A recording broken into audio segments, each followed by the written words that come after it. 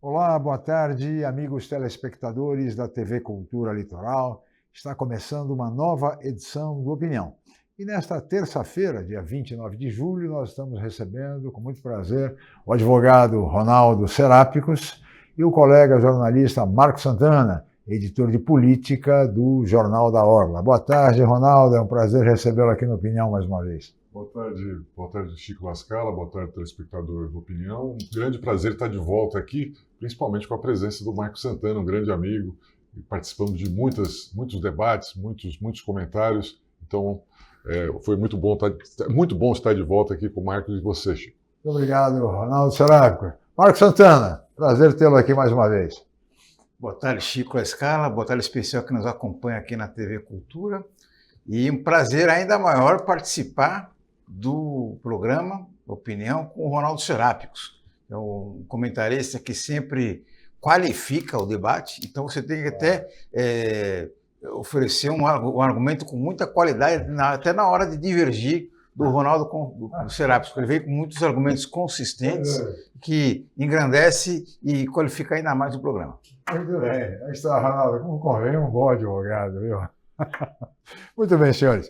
E antes de nós chamarmos o primeiro VT, que vai tratar, evidentemente, da questão do tarifaço de Trump, afinal, estamos há 2 dias, no dia 1º de agosto, data estabelecida para que o tarifaço passe a valer para o Brasil, eu só queria trazer aqui uma notícia que foi levantada pelo colega jornalista Carlos Raton, do Diário do Litoral, a respeito de uma paralisação parcial na coleta de lixo em 6 cidades da Baixada Santista: Santos, São Vicente, Guarujá, Bertioga, Cubatão e Praia Grande.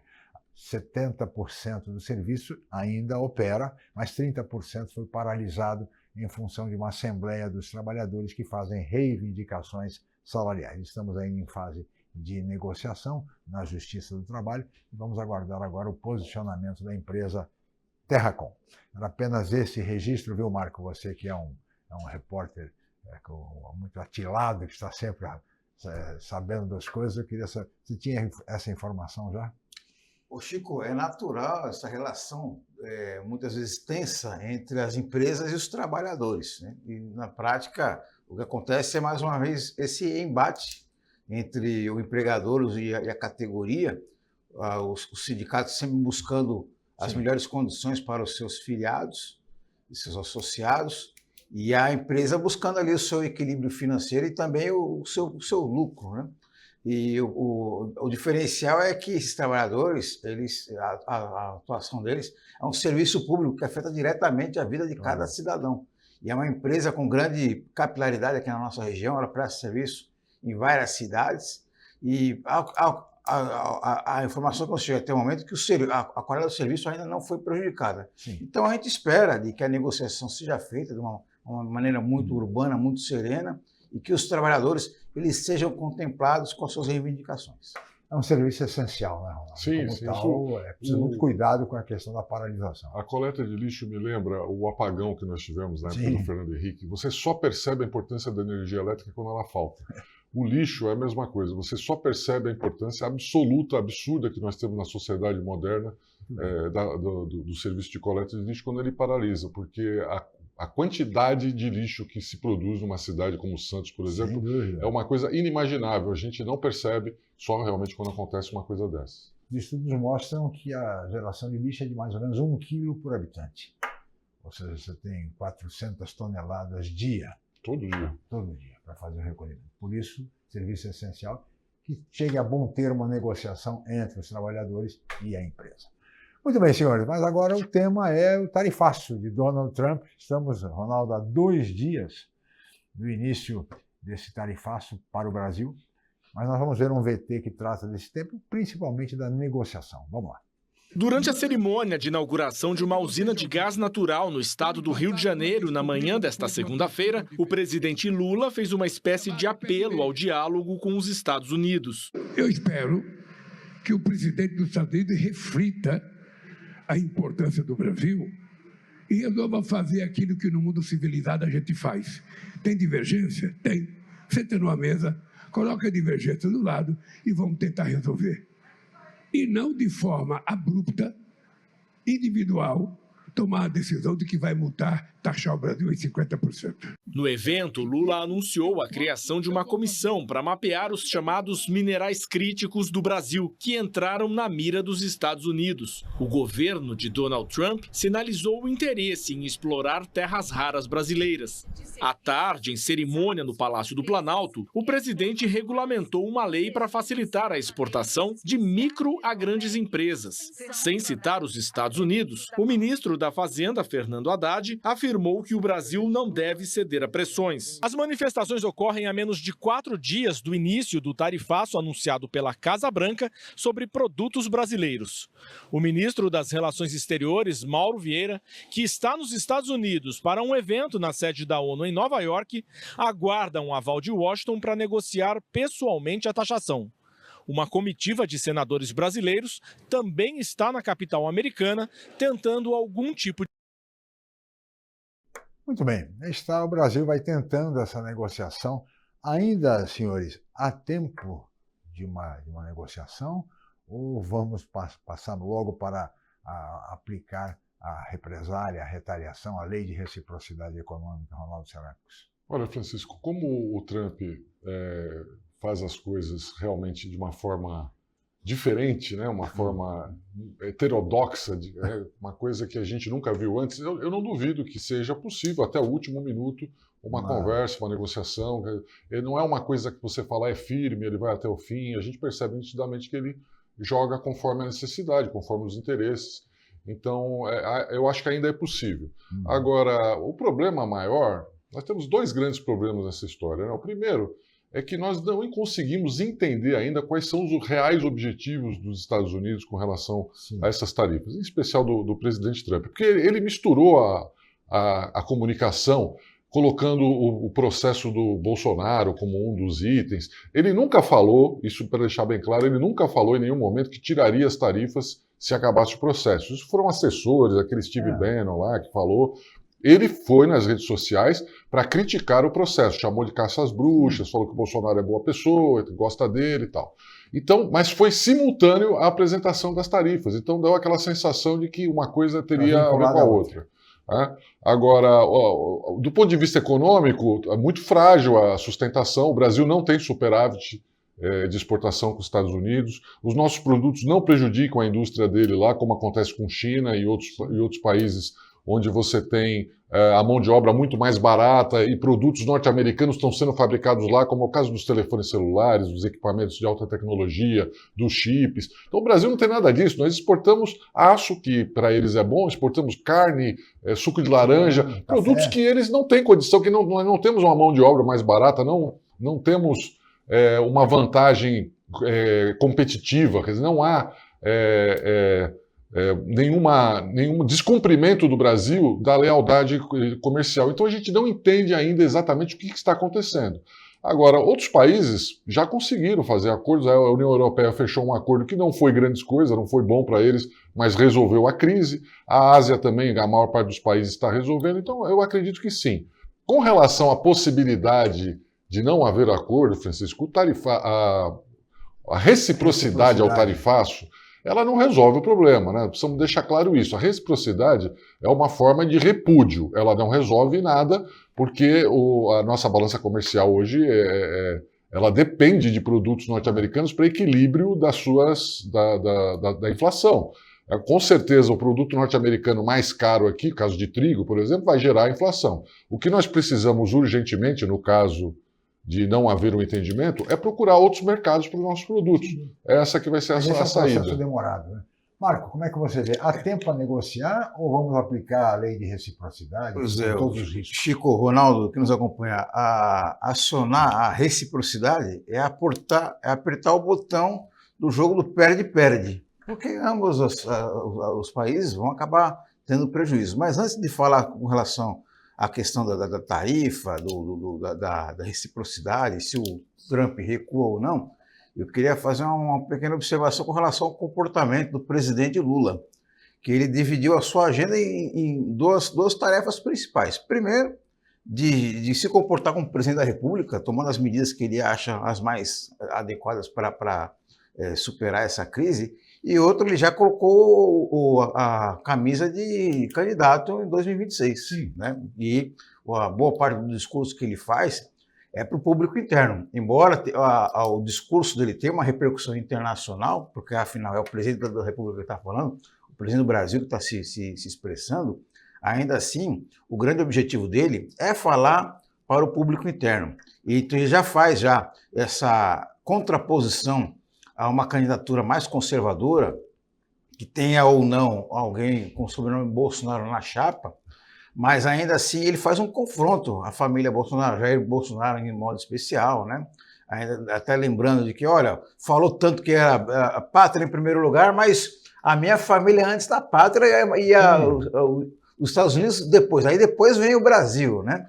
E aí ele conseguiu, de uma maneira, uma comunicação muito eficaz, ele conseguiu passar esse recado e também já deu algumas espetadas no candidato mais bem posicionado do campo conservador, que é o governador de São Paulo, Tarcísio de Freitas. Ou seja, o presidente Lula já colocou o bloco em campo aí na sua candidatura à reeleição e ele busca, dessa crise econômica entre dois países, esse impasse, ele tirar algum proveito político-eleitoral desde já. Agora, com relação se é que pode se chamar de uma política econômica externa do Donald Trump, a minha dúvida é com relação a como os setores produtivos dos Estados Unidos estão reagindo a isso aí, porque muitas empresas, elas dependem dos insumos, dependem dos produtos que vêm do Brasil, né? Principalmente o aço, a indústria de importação de aeronaves, café, laranja, né? O segmento de café parece que tem mais de 100 mil empregos ligados diretamente ao segmento de café nos Estados Unidos. Então, quer dizer, esse segmento vai acabar, sim, pressionando o governo norte-americano. E agora... Há quem acredita até que o acordo virá daí. Virá de dentro dos Estados Unidos. E o Ronaldo observou muito bem, a gente não sabe exatamente qual que é o grande objetivo, qual que é a grande meta, né? A gente que especula que na prática ali o Donald Trump ele quer tirar um interesse particular com especulação no mercado financeiro, porque isso aí mexe com a valorização de empresas, com transações comerciais. Então a gente não sabe exatamente o que vai acontecer a partir de 1º de agosto. Pode acontecer tudo, inclusive nada. Mas nós vamos continuar nesse tema, viu, Ronaldo, viu, Marco, no próximo bloco. Nós vamos para um rápido intervalo, voltaremos em seguida com a opinião.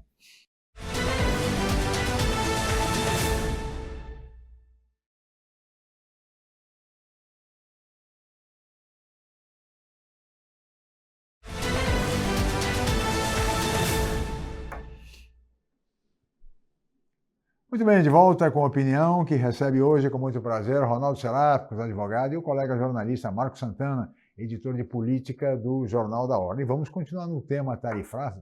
Temos até um VT, senhores, a respeito das negociações entre Trump e a União Europeia. Foi estabelecida uma tarifa de 15% para a Europa. Vamos ver, por favor. Na prática, o acordo aumenta as tarifas sobre a maioria dos produtos europeus para 15%. Donald Trump chegou a ameaçar uma alíquota de 30%, caso as negociações não avançassem. Segundo o presidente americano, a União Europeia concordou ainda em comprar 750 bilhões de dólares em energia até 2028 e investir 600 bilhões de dólares nos Estados Unidos. Há a previsão ainda de abrir os mercados dos países do bloco a produtos americanos com tarifa zero, além de adquirir grandes quantidades de equipamentos militares. A presidente da Comissão Europeia, Ursula von der Leyen, celebrou o pacto e disse que o acordo traz certeza em tempos de incerteza, proporcionando estabilidade e previsibilidade. O acordo gerou reações de líderes europeus. A primeira-ministra da Itália, Giorgia Meloni, também se disse otimista e considerou a negociação positiva, já que acredita que uma escalada de tensão comercial entre a Europa e os Estados Unidos teria tido consequências imprevisíveis. O premier espanhol, Pedro Sánchez, afirmou que uma das principais conclusões desse acordo é a necessidade da Europa diversificar seus parceiros comerciais. O primeiro-ministro da França, François Bayrou, se disse decepcionado com o acordo e defendeu que a Europa seja mais firme. É um dia sombrio quando uma aliança de povos livres reunidos para afirmar seus valores e defender seus interesses se torna submisso, escreveu ele numa rede social. Na Alemanha, as Pois é, repercussão polêmica, hein? 15%, apesar de menor do que havia sido proposto, que era 30% inicialmente, ainda é uma tarifa muito alta. Sim, mas no caso da União Europeia, Francisco, há uma justificativa econômica, você consegue entender, né? A Europa hoje tem superávit de exportação com os Estados Unidos. E, por outro lado, a União Europeia criou uma série de restrições protecionistas a produtos norte-americanos. Então, você tem países que chegam ao ponto, por exemplo, que é o caso da França, de impedir que a indústria cinematográfica norte-americana venda produtos de uma forma mais agressiva no seu país, tem um protecionismo ao que eles consideram a cultura deles. Então, é compreensível, mas isso gera um desequilíbrio comercial e gera impacto no que nós chamamos hoje de livre comércio. Então, a ideia da tarifa é fazer uma redução dessa diferença. Então você vê que um dos itens do acordo com a União Europeia é que eles passem a comprar mais produtos norte-americanos, no caso de produtos ligados à produção de energia, e fazer investimentos lá. Então você entende o que está acontecendo. Né? É lógico que vão fazer política, que nem nós fazemos aqui, que nem o Lula está fazendo. Você vai ter líderes europeus que vão falar, não vamos nos submeter, não podemos nos curvar. Não resistiram. França e Espanha resistem a esse acordo. Mas já a Itália... todo mundo tentando tirar a casquinha, Francisco, é política, porque os povos europeus são muito nacionalistas, são muito patrióticos, passaram por 2 guerras mundiais, então é um povo diferente em termos de defender a pátria, né, de verdade, né, que eles já passaram por isso. Mas do ponto de vista econômico faz sentido o que aconteceu. Embora a tarifa seja realmente exagerada, o Trump jogou pesado, foi às vezes desrespeitoso, foi ríspido, usa uma técnica de negociação que realmente não é a mais civilizada, mas do ponto de vista econômico faz sentido, diferente do que está acontecendo no Brasil. Marcos Santana. É uma situação diferente do Brasil, até porque, como o Ronaldo lembrou muito bem, o resultado da balança comercial entre o Brasil e os Estados Unidos é superavitária para os Estados Unidos. E com a comunidade europeia é justamente o contrário. E temos aí um outro ingrediente adicional, o Chico, Ronaldo, que é com relação à questão bélica, porque os Estados Unidos ele é o grande líder do bloco militar, né, a OTAN. Sim. Na prática, o que ele busca é adesão, alguém para ajudar a pagar a conta, e mais do que isso, a pagar o fornecimento de equipamentos e armamentos que os Estados Unidos produz, que a indústria bélica nos Estados Unidos tem um peso muito grande na economia nacional, né? Porque é um setor que envolve muitos investimentos, gera muito emprego, muita renda, é um segmento extremamente capilarizado, porque você não produz apenas aviões, canhões, balas e metralhadoras, mas uma série de outros equipamentos, muita tecnologia da informação, suprimentos, desde roupas até alimentos especiais, quer dizer, é uma grande indústria capilarizada que acaba movimentando muitos segmentos econômicos importantes. E o Donald Trump está buscando justamente isso aí, preservar, valorizar e preservar a sua economia nacional. E nesse contexto aí ele joga muito pesado, muito duro com a comunidade europeia, já colocou o bode na sala e agora tirou metade do bode aí, para buscar... Para fechar o acordo. Fechar o acordo. No caso do Brasil, isso não está acontecendo, infelizmente. Agora, nós temos uma comitiva de senadores brasileiros em Washington, buscando uma solução negociada, enfim, com os congressistas americanos, com os colegas senadores americanos. Esse é um caminho razoável? É possível se buscar um entendimento via Congresso americano, Ronaldo? Não, Chico, não. Não dá, veja, né? essa comissão não fala em nome do governo brasileiro. Então só isso já é suficiente para ela viagem de turismo, ela ser absolutamente inócua. Não é de turismo, não. É turismo político, né? Então vamos fazer a nossa... Vamos fazer a nossa parte. Não, a nossa parte. Não, vamos tirar a nossa a casquinha. Parte deles, né? Vamos tirar a nossa casquinha. A nossa parte do holofote. É claro. O Lula tirou a casquinha dele, os senadores foram lá tirar a casquinha também. Então chega a ser ridículo, né? Eles falarem que vamos vamos tentar negociar. Não fala em nome do governo brasileiro, não vou negociar coisa nenhuma. Se você fala que, olha, estamos juntando uma comissão para ir aos Estados Unidos entender melhor o que está acontecendo, vamos conversar com senadores republicanos, vamos conversar com pessoas da economia, pessoas influentes, próximas ao governo, tentar criar pontes, criar canais, tudo bem. Agora, os caras declararem que vamos lá para negociar, é uma piada, não dá nem para discutir isso. Até porque, Ronaldo, eles não saíram daqui do Brasil com uma agenda clara, não tinha nada marcado a quem eles iam se dirigir exatamente. Reuniu oposição. Parece que eles chegaram em Washington lá, chegaram num guia, escuta, onde é que é o... Deixa eu ligar o meu GPS aqui para ver para onde eu vou, né? É mais ou menos isso. Completamente desorientados. Meia dúzia de senadores que estão lá. A ânsia do holofote é tão grande que eles fizeram esse acordo, né? Levaram esquerda e direita. Então, tem senadores do PT, interesses, tem senadores do PL. Eles acharam o nosso astronauta aqui de São Paulo. Acharam um campo comum, né? Vamos juntos. Vocês querem holofotes, que também quer. Então, já que nós achamos um campo comum, concordamos nisso, então a esquerda e a direita de vez em quando concordam no holofote. Chico, desculpe o trocadilho, mas a presença do astronauta indica que a comissão está completamente fora de órbita, né? Está no mundo da Lua. Discutir na NASA. Quem sabe na NASA eles conseguem resolver o problema do tarifaço, Marco. Mas essa observação, a gente está brincando aqui, mas o fato é que setores do empresariado, Ronaldo e Marco, estão muito preocupados com o tarifaço, o empresariado brasileiro. A questão toda primeiro nós temos que esgotar as possibilidades, tem 2 dias e tal, mas a preocupação toda é saber quais são os impactos que nós vamos ter. Sim. Porque nós temos 2 tipos de impactos, Francisco. O primeiro, muito claro, é para o exportador, né? O exportador vai ter 50% mais caro os seus produtos lá. O que ele vendia por $10 vai chegar para o americano a 15. O que vai acontecer? Eles vão pedir desconto para o exportador, quer dizer, o exportador vai ter que absorver isso. A princípio, ele vai vender por 15, vai ver o que acontece. Mas isso vai diminuir demanda, então ele vai vender menos. Então, é muito provável que aconteça um misto dos dois, uma diminuição de preços com uma diminuição de demanda também. Ou seja, um grande prejuízo para o exportador. Agora, o segundo impacto que a gente ainda não tem como medir é o impacto que se alastra pelo resto da economia que não é exportadora. Sim. Porque esses exportadores trazem riqueza para o Brasil, geram PIB, geram circulação de moeda, compram insumos no Brasil, compram uma matéria-prima aqui, mão de obra, emprego. Então, esse impacto que a gente ainda não sabe, porque ele depende de uma série de fatores. Primeiro, como que o mercado norte-americano vai reagir. Eu acho que alguns produtos os americanos vão comprar, vão pagar a tarifa, vão absorvê-la. Eles vão absorver, não nós.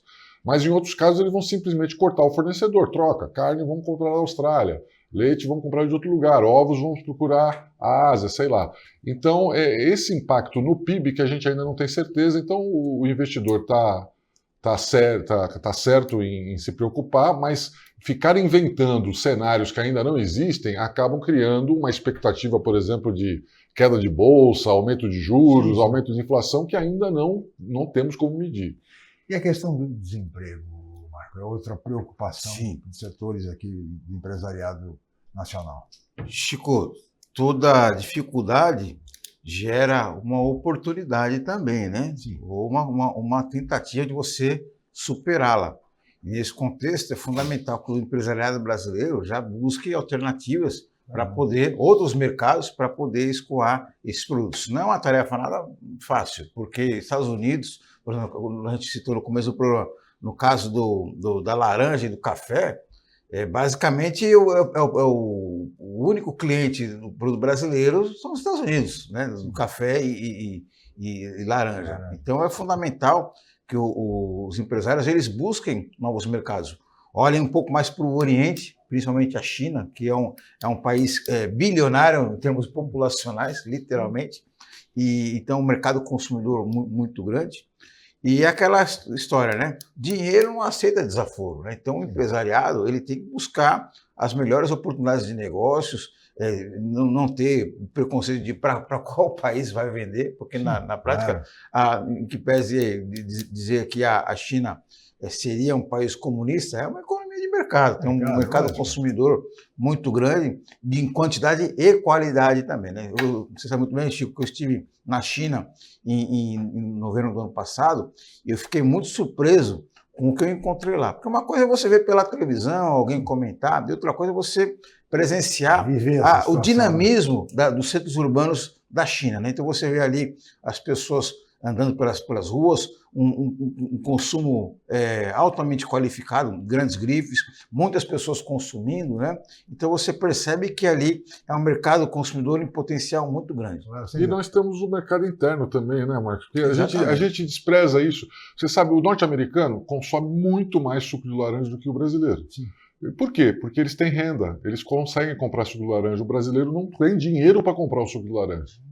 Então, tem isso também. Se você eventualmente conseguir baratear esse produto, tenho certeza que você vai ter um aumento no mercado interno. Porque buscar mercado externo também é uma demanda difícil, demorada, não é tão Sim. rápida assim. É preciso muita negociação nisso. Né? Exatamente. E tempo para desenvolver a relação, chegar e a logística. Estabelecer confiança. A logística para você levar o produto até lá, onde que vai armazenar. Você tem lugares que você não tem nem onde armazenar o produto. Falando do suco de laranja, você tem que ter local para armazenar o suco de laranja, a baixas temperaturas e tal. Então demora realmente muito tempo para isso se consolidar. Muito bem, senhores, eu vou pedir a licença de ambos, vamos falar mais um rápido intervalo, mas voltaremos em seguida com a opinião.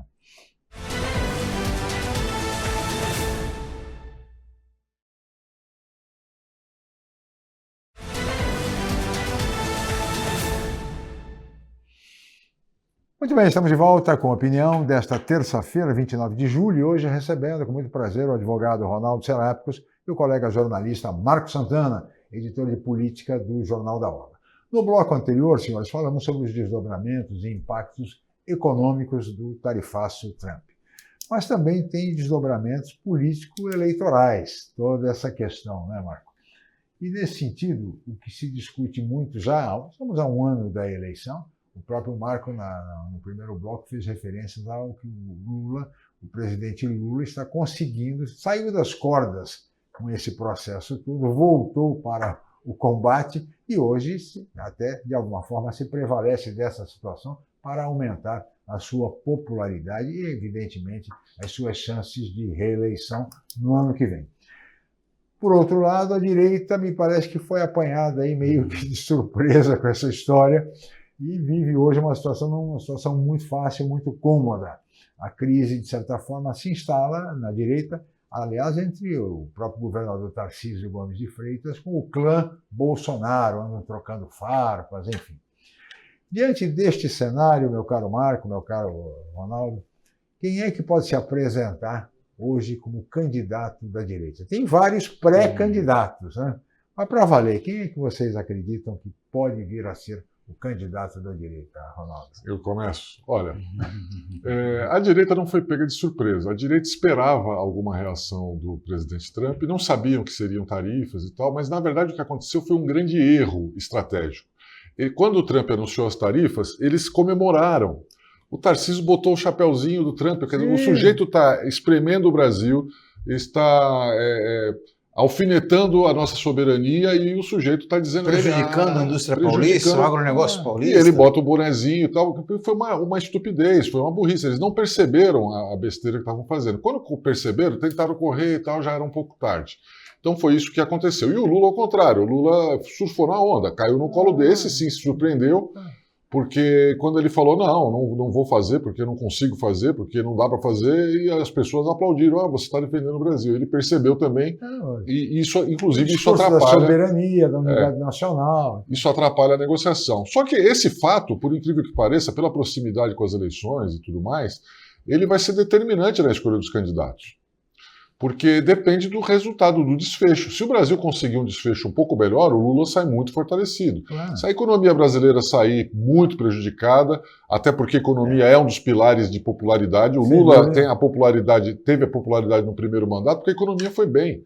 Não era só a popularidade caiu exatamente em razão exatamente por causa da economia. Então, se mesmo que ele consiga fazer esse papel aí de tentar salvar a pátria, né, que é só para holofote, mas a economia formal, ele se prejudica muito como candidato. E aí você vai abrir para a direita ter o seu candidato.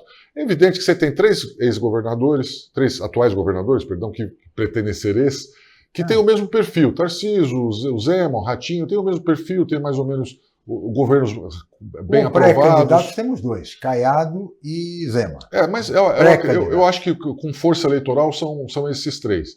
O Tarcísio tem a vantagem de ter o apoio da grande máquina econômica, financeira do Brasil, que é o Estado de São Paulo. Então, a princípio, ele é o candidato. Só que tem o desdobramento, o Bolsonaro. O que vai acontecer com o julgamento dele, se ele vai ser preso, se isso vai aparecer como um mártir. Inelegível ele está. Inelegível, tudo bem, mas vai ele... ser provavelmente condenado. Mas se ele escolhe... vai ser preso ou não... Se ele escolhe como candidato um dos governadores, é uma coisa. Se ele escolhe um dos filhos ou até a ex-primeira-dama, a história é um pouco diferente. Então, é um cenário ainda em formação.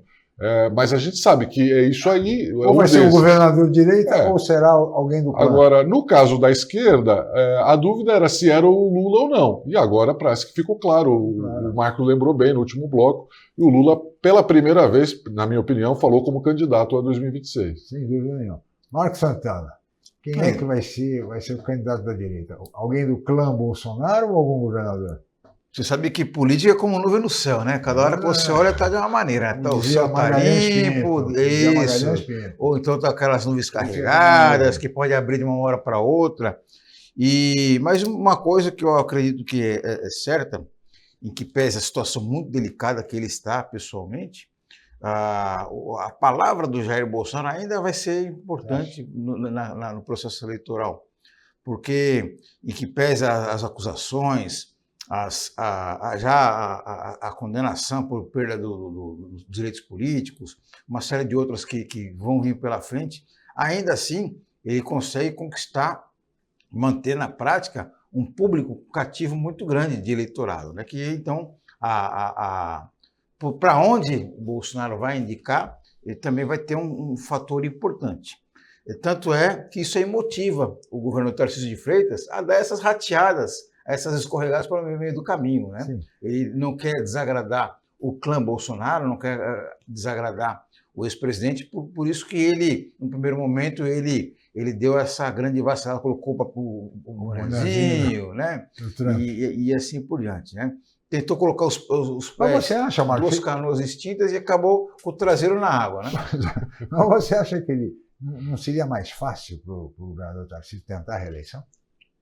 Seria mais fácil, né? Mas acho que a dúvida que ele tem coisa é a seguinte, que o cavalo está passando encilhado também. Né? Perder o bonde da história é um risco terrível. Porque daqui a 4 anos... Mas pode perder tudo também. Pode perder tudo, né? A política é uma profissão de risco. Quem falava isso para mim era o ex-governador Márcio França. Márcio França sempre falou isso, foi nosso colega de faculdade, falou: política é uma atividade de risco. Quem não está disposto a se arriscar, fica para trás. Pode ser, vamos aguardar o que decide o governador Tarcísio Gomes de Freitas. E outra coisa importante, o nome, independentemente de qual seja, tem que ter um nome de projeção nacional, que até o momento nenhuma das lideranças conservadoras tem. Sim. Nem o próprio Tarcísio de Freitas. Ele tem uma projeção importante no estado de São Paulo, um estado que, aliás, ele não conhecia, né, que ele não sabia a diferença entre Ribeirão Preto e Ribeirão Pires, e foi eleito governador. Mas ainda assim não tem uma projeção nacional, nem Ratinho Júnior, Ronaldo Caiado, Zema, nenhum deles tem. Então, existe um longo processo a ser construído aí também. Marco, Ronaldo, todo governador de São Paulo é, em tese, candidato à presidência da República pela importância do Estado, inegavelmente. Mas, de qualquer maneira, isso remete, falando em Tarcísio, isso remete ao seguinte. Dia desses, o novo presidente nacional do PT, o deputado Edinho Silva, que é muito próximo do presidente Lula, defendeu a candidatura do ministro Fernando Haddad ao governo de São Paulo. Quer dizer, novamente, pela direção do PT, Haddad deve ser candidato ao governo paulista, né? O caminho é esse mesmo para a esquerda? Lançar um Haddad? Ou não haveria possibilidade do ministro Márcio França, por exemplo, ser candidato, ou mesmo do vice-presidente Geraldo Alckmin, ambos, embora sejam do PSB? Mas, de qualquer maneira, como é que vocês veem essa posição, Ronaldo? Eu acho que a escolha do Haddad é por absoluta falta de outros candidatos. Porque o Ministério da Fazenda, ele desgasta, né? Você já teve, o único ministro da Fazenda que conseguiu sair com alguma popularidade foi o Fernando Henrique Cardoso. Todos os outros se desgastaram. Por causa do Plano Real, que já estava... Claro. Ele não só chegou no auge, não é que o plano estava dando certo, ele chegou no auge do plano. Porque ele era ministro da Fazenda antes dele ser ministro da Fazenda, o plano já estava em andamento. Então, veja, você pegar um ministro que teve uma série de embates, que pode ser responsabilizado pelas dificuldades da economia, que ficou com um telhado de vidro gigante, não é uma boa opção como candidato. E se o PT for optar por um candidato de fora da legenda, no caso do ex-governador Márcio França, que seria um ótimo nome, acho que inclusive é provável que seja candidato mesmo, mas se for escolher um nome de fora, eles têm que ir atrás de alguém que já tenha visibilidade, que é o caso do Boulos, que teve uma votação expressiva. O vice-presidente Geraldo Alckmin. O próprio Alckmin, já foi governador, mas também um certo desgaste, a mudança dele para o fato de Márcio França e Geraldo Alckmin pertencerem ao PSB, de certa forma, evitando que o candidato seja do PT, não dificulta essa composição?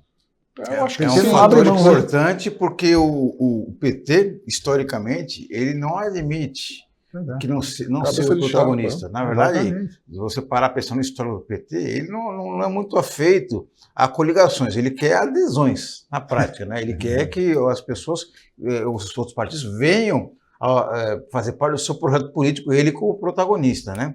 Mas, do ponto de vista eleitoral, fazendo contas ali, que eu acho que também lideranças do PT fazem contas, Márcio França tem um potencial eleitoral muito forte, muito importante, até mesmo do que Fernando Haddad. Fernando Haddad também partiria, vamos entrar isso uma aventura, né? Não sei também qual que é o nível de disposição dele para entrar nessa disputa ao governo do Estado também, né?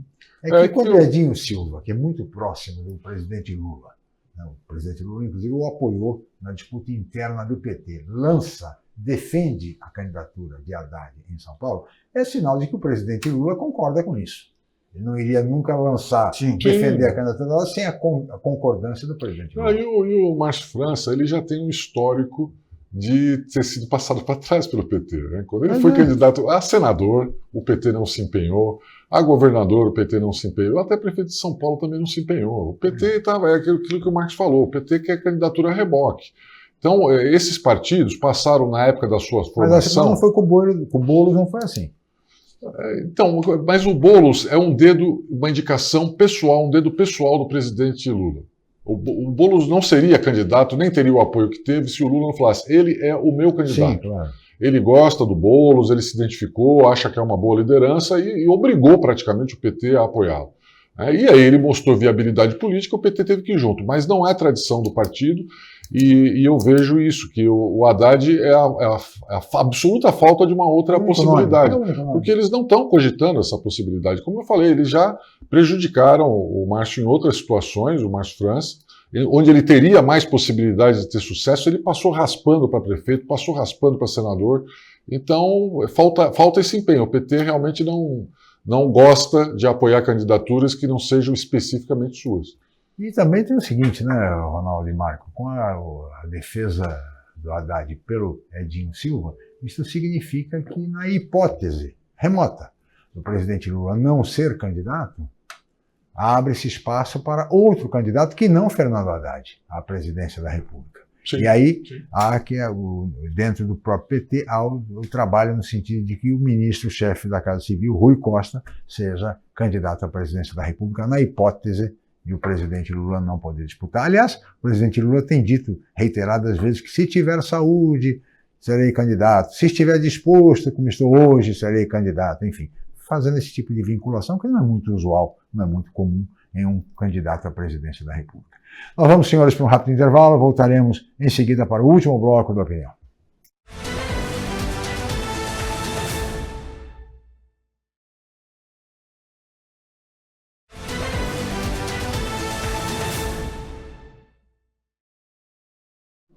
Muito bem, estamos de volta com a opinião desta terça-feira, 29 de julho, e hoje contando com as participações do advogado Ronaldo Serápicos e do nosso colega jornalista Marco Santana, editor de política do Jornal da Hora. E agora, senhores, eu queria mostrar um VT do Roda Viva de ontem, pela TV Cultura, que entrevistou o neurocientista Miguel de Nicoleles. Uma bela entrevista. E neste VT que vamos mostrar, ele aborda a questão das notícias falsas na era digital. Vamos ver, por favor. Humberto Eco dizia que as redes sociais deram voz a um exército de ignorantes, né? Eu não sou tão sarcástico, mas eu diria que a ignorância virou moda.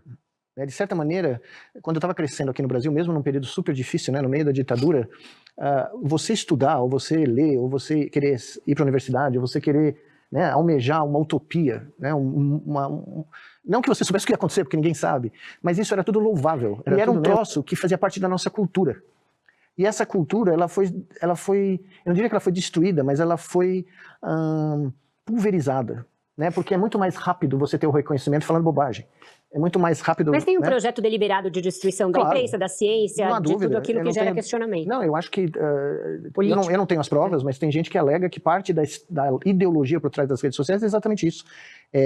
Criar uma sociedade de imbecis, uma sociedade de pessoas que não conseguem discernir entre o que é real, o que é, né, absolutamente fútil e o que é fundamental para a sobrevivência da nossa espécie. Mas essa é a minha definição de um vírus informacional. É um pacote de informação falsa ou de fake news, que a gente chama, né, que infecta o cérebro de milhões de pessoas por meios de comunicação na velocidade da luz, que é o que nós temos hoje, infecta o cérebro das pessoas e cria uma brainnet. Mas ela cria uma brainnet que propaga teorias da conspiração, absurdos, como eu acabei de mencionar, mas ela sincroniza. Tá? Por exemplo, você vê o que está acontecendo nos Estados Unidos hoje, a vasta maioria dos seguidores do atual presidente americano não acredita nos fatos, não acredita nos dados, não acredita no que você vê na televisão ou ao vivo, né? E isso, o que faz? Isso cria toda uma cadeia de disseminação de notícias falsas, né? Eu me lembro no meio da pandemia que a rainha Elizabeth era uma reptiliana. Então eu ia em programas de televisão e as pessoas, você é cientista, é verdade que ela é reptiliana? Eu falei, não é verdade que ela é reptiliana. Deles, diga. Muito bem, a entrevista do Nicoleles, muito boa. Marco Santana, gostaria de ouvi-lo, Marco. Eu tinha visto já o trecho dessa entrevista, e o Nicoleles, que é um pensador muito importante aqui do Brasil, ele toca num ponto que é fundamental, que é o grande debate que a gente tem que fazer nos dias de hoje, que é essa tentativa de demolir a capacidade de desenvolver o espírito crítico das pessoas. Porque a partir daí, você desenvolver o espírito crítico, você tem capacidade de você discernir o que é real, o que não é real, as coisas que realmente importam, e você promover mudanças na sociedade que busquem a evolução, como ele falou, a evolução da espécie, né? Porque a partir do momento que você emburrece, você prestigia a imbecilização, a ignorância, né? A ignorância das pessoas, o comportamento, onde você prestigia mais uma subcelebridade, alguém que faz dancinha, vídeo de dancinha, em vez de uma pessoa que produz um conteúdo que vá ajudar a melhorar a vida das pessoas, claro. Você coloca a evolução dessa sociedade, não só no país, da sociedade de modo geral, você coloca em xeque. Então é fundamental que nós tenhamos esse questionamento e, mais do que isso, façamos um trabalho de conscientização, né? E passa fundamentalmente também pelo trabalho junto aos jovens, né? Parece que achavam o futuro do mundo, mas não, porque os estudantes hoje, que serão os profissionais daqui a 10, 15 anos, né? Você que está nos acompanhando, vai passar por uma consulta médica daqui a 10 anos, vai ser um jovem hoje, né? Imagina ser um jovem que prefere fazer uma dancinha do que se aprofundar no conhecimento científico, né? Ou um advogado, um engenheiro que vai projetar uma ponte. Então, as consequências nós vamos ter, já estamos tendo agora, e vamos ter aprofundado daqui a médio e longo prazo. Então, é fundamental que todos nós debatamos com muita serenidade, mas com muita profundidade essa questão que é fundamental, Chico. Ronaldo Serapis, gostaria de ouvi-lo. Olha, Francisco, eu acho que a falta de informação, a ignorância, né, ela sempre existiu, não é uma novidade das nossas redes. O que aconteceu agora é que ela foi normalizada. As pessoas que não tinham conhecimento, não tinham formação, que não tiveram, às vezes, até a oportunidade de se aprimorar, elas não estavam satisfeitas com isso. Elas queriam ter um entendimento do mundo diferente, mas faltava uma série de condições. O que aconteceu é que a rede social falou assim, você pode ser essa pessoa sem informação, sem conhecimento, que não faz diferença nenhuma na sua vida, porque o que interessa hoje é se você consegue popularidade, reconhecimento, likes e tal. Então isso que o Marcos acabou de falar.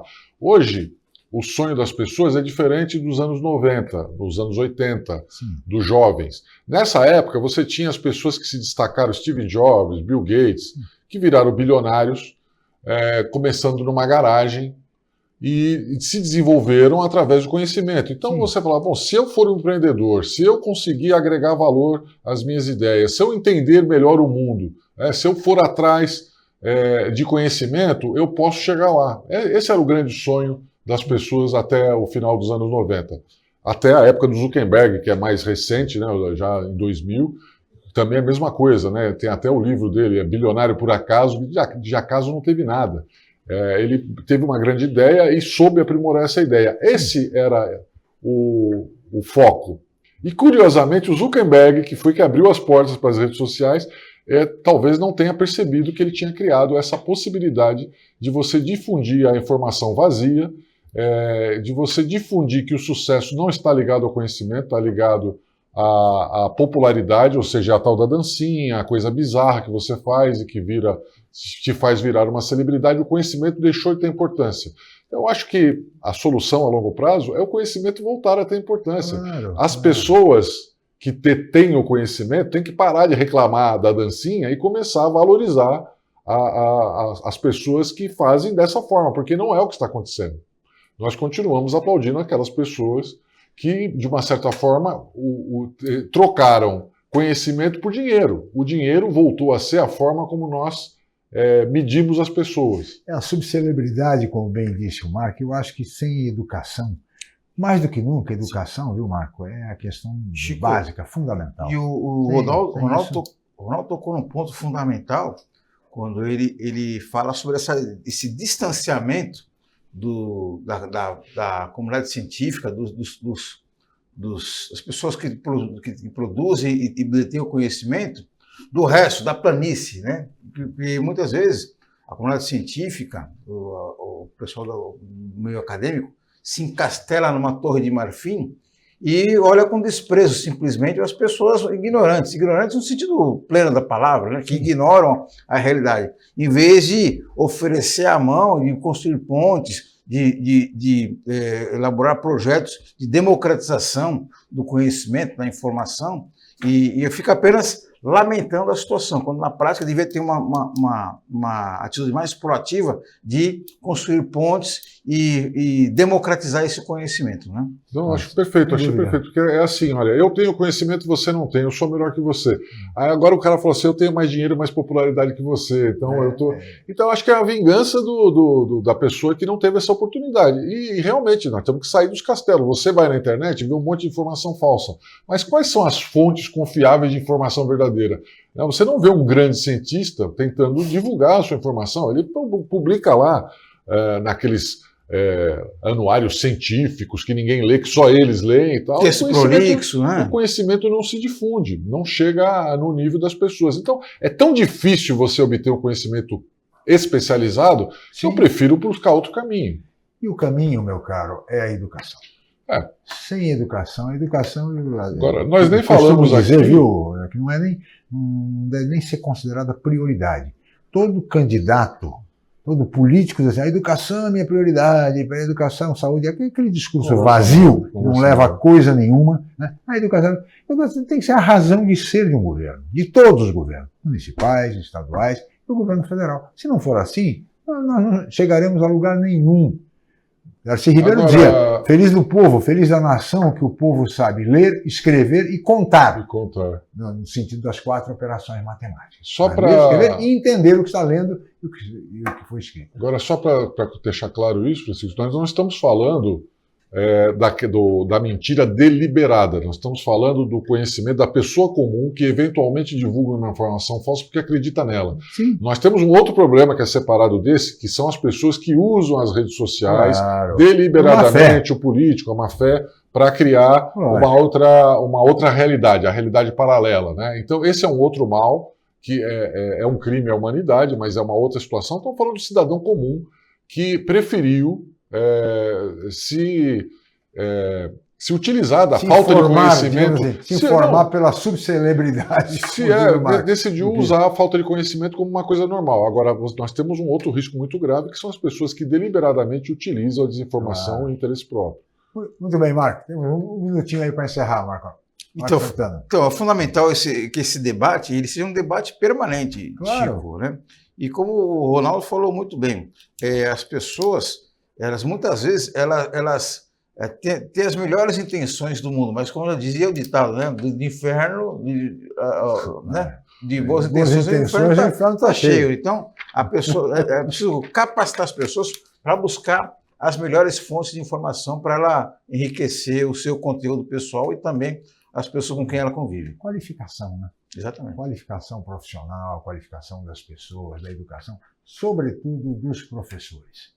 É preciso que os professores sejam melhor remunerados, sejam qualificados para poder exatamente levar a boa informação, a boa educação, o conhecimento para os nossos jovens, para as nossas crianças. Fora da educação não há realmente qualquer saída adequada para um país como o Brasil, de dimensões continentais.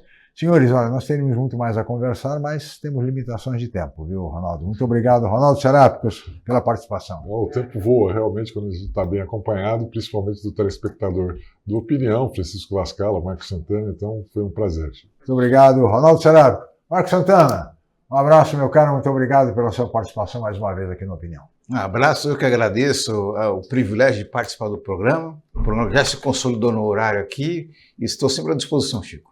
Muito bem, muito obrigado ao Marcos Santana, editor de política do Jornal da Orla, muito obrigado ao advogado Ronaldo Serápicos, nossos convidados de hoje. Agradeço a ambos, mas agradeço muito a você, meu caro telespectador, minha cara telespectadora, pela audiência qualificada de sempre. Nós estaremos de volta amanhã em mais uma edição do Opinião. Muito obrigado e até lá.